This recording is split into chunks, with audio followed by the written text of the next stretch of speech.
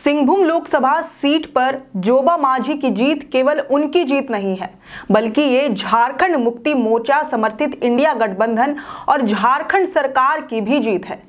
इस सीट की वजह से झारखंड के मुख्यमंत्री चंपाई सोरेन की प्रतिष्ठा दांव पर लग गई थी, क्योंकि अगर यहां पर भाजपा जीत जाती तो सरायकेला सीट से विधायक चंपाई सोरेन भाजपाई सांसद के अंदर आ जाते। उन पर तरह तरह के तंज कसे जाते कि मुख्यमंत्री अपने लोकसभा सीट पर अपनी पार्टी के उम्मीदवार को जीत भी नहीं दिला सके। लेकिन पहली बार संसदीय चुनाव लड़कर जीत का झंडा गाड़ने वाली जोबा मांझी ने उनकी प्रतिष्ठा बचा ली, वह भी 1,68,000 से भी ज्यादा वोटों के अंतर से। वहीं गीता कोड़ा, जिन्होंने पिछले बार के आम चुनाव में मोदी लहर के बावजूद हाथ और तीर धनुष के बल पर करीब 72,000 वोटों के अंतर से जीत दर्ज करके अपनी अलग पहचान बना ली थी, उन्होंने इस बार मोदी का परिवार ज्वाइन करके अपने वोट बैंक से समझौता कर लिया। नतीजतन उन्हें हार मिली। ऐसे कई फैक्टर हैं जिसके वजह से गीता कोड़ा इस बार प्रचंड वोटों के अंतर से हार कर मोदी जी की प्रतिष्ठा को बचा नहीं सकी। इनमें सबसे पहला फैक्टर ही रहा गीता कोड़ा का भाजपा में शामिल होना। 58% एसटी जनसंख्या वाले इस इलाके ने पहले ही भाजपा को सिरे से खारिज कर दिया था।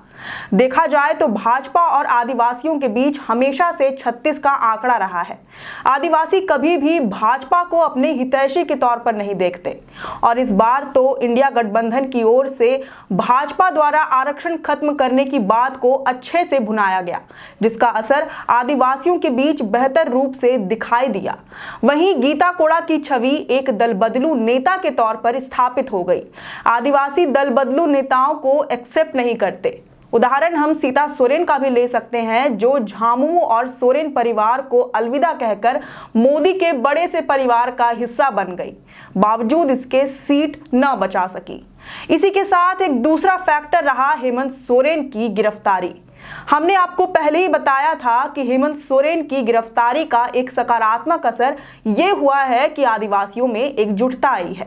जो आदिवासी अलग अलग संगठनों, पार्टियों में बटे हुए थे, वे लोग एकजुट होकर एक ही मैदान में आ गए हैं। इसका असर केवल सिंहभूम ही नहीं, बल्कि 5 लोकसभा सीटों पर देखने को मिला जो आदिवासियों के लिए आरक्षित थी। सिंहभूम, राजमहल, लोहरदगा, खूंटी और दुमका में भाजपा को मुंह की खानी पड़ी। यानी इस बार झारखंड के आदिवासियों ने भाजपा के हिंदुत्ववादी एजेंडे का बहिष्कार कर दिया। नरेंद्र मोदी का संथाली में भाषण देना भी व्यर्थ रहा। ऐसा इसलिए भी क्योंकि आदिवासियों के बीच ये मैसेज गया था कि हिंदुत्ववादी भाजपा ने आदिवासी नेता को झूठे केस में फंसाकर जेल भेजने का काम किया, और गीता कोड़ा जो खुद आदिवासी हैं, वह ऐसे पार्टी को समर्थन दे रही हैं। वहीं हेमंत सोरेन की गिरफ्तारी के बाद उनकी पत्नी कल्पना सोरेन को यहां से भी बढ़ चढ़कर सहानुभूति मिली। कल्पना सोरेन ने भी क्षेत्र का भ्रमण कर जोबा मांझी के वोट प्रतिशत में बढ़त दिलाने का काम किया। इसके अलावा एक और जो सबसे अहम और सबसे यूनिक फैक्टर है, वह ये कि सिंहभूम की जनता लोकतांत्रिक व्यवस्था को इतना सीरियसली लेती है कि कभी भी एक सांसद को रिपीट होने नहीं देती। साल 1989 के बाद से कभी भी सिंहभूम में किसी सांसद को लगातार 2 बार जीत नहीं मिली है। हर 5 साल का कार्यकाल खत्म होते ही दूसरा सांसद चुना जाता है। इस बार के चुनाव के दौरान ये फैक्टर बहुत अहम माना जा रहा था, जिसके वजह से गीता कोड़ा की सांसदी पर पहले से ही खतरा मंडरा रहा था। इसका फायदा जोबा मांझी को मिलना तय माना जा रहा था। इसके अलावा भाजपा ज्वाइन करके गीता कोड़ा ने झामुमो और कांग्रेस के कार्यकर्ताओं, समर्थकों को नाराज तो कर ही दिया था, लेकिन नाराजगी तब और बढ़ गई जब अपने लोकसभा क्षेत्र का दौरा करने के दौरान एक गांव से गीता कोड़ा को विरोध का सामना करने पर उन्होंने इसे झामुमो का षड्यंत्र करार दिया। दरअसल मोहनपुर गांव में जनसंपर्क के दौरान गांव वालों ने उन्हें गांव में घुसने ही नहीं दिया। इसे राजनीतिक एंगल देते हुए गीता ने झामुमो पर आरोप लगा दिया कि पार्टी ने उन पर जानलेवा हमला करने की कोशिश की। अब जिस झामुमो ने पिछले बार के चुनाव में गीता कोड़ा की जीत सुनिश्चित करने के लिए कांग्रेस से भी ज्यादा मेहनत की थी, वह ऐसा आरोप तो सहन नहीं कर सकती थी। इस वजह से झामुमो सहित इंडिया गठबंधन ने यह तय कर लिया था कि इस बार गीता कोड़ा को जीतने नहीं देना है। इसके लिए सभी 6 विधानसभा क्षेत्र के विधायकों ने जोर लगाया।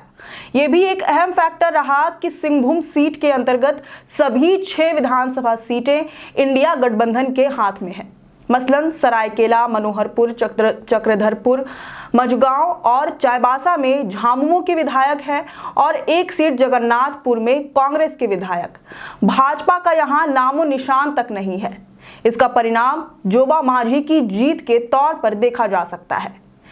इन सबके बीच एक फैक्टर जोबा मांझी की बेदाग छवि भी रही।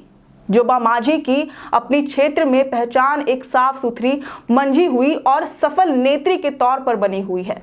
जोबा मांझी दरअसल शहीद देवेंद्र मांझी की पत्नी है, जिनका कोल्हान ही नहीं बल्कि झारखंड में बड़ा नाम है। शिबू सोरेन के करीबी माने जाने वाले देवेंद्र मांझी की पहचान राज्य में एक बेहद साफ सुथरे और बेदाग नेता के तौर पर रही है।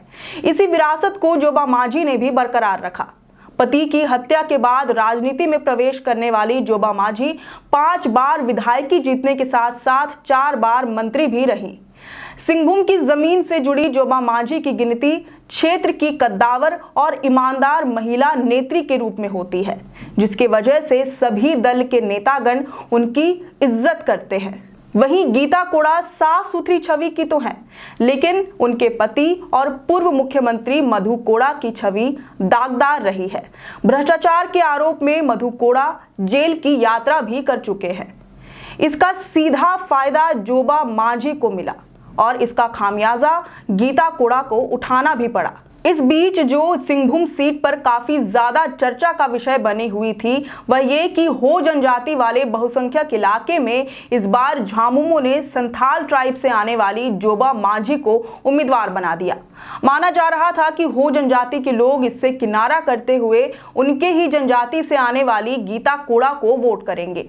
ऐसी संभावना इसलिए भी बन रही थी क्योंकि इससे पहले तक यहां पर 16 बार आम चुनाव हो चुके हैं और 16 बार में से 15 बार हो समुदाय के उम्मीदवारों ने ही जीत दर्ज की है। मात्र एक बार साल 1991 के चुनाव के दौरान संथाल ट्राइब से आने वाले झामुमो के कृष्णा मार्डी को यहां के लोगों ने जीत दिलाई और दिल्ली तक पहुंचाया।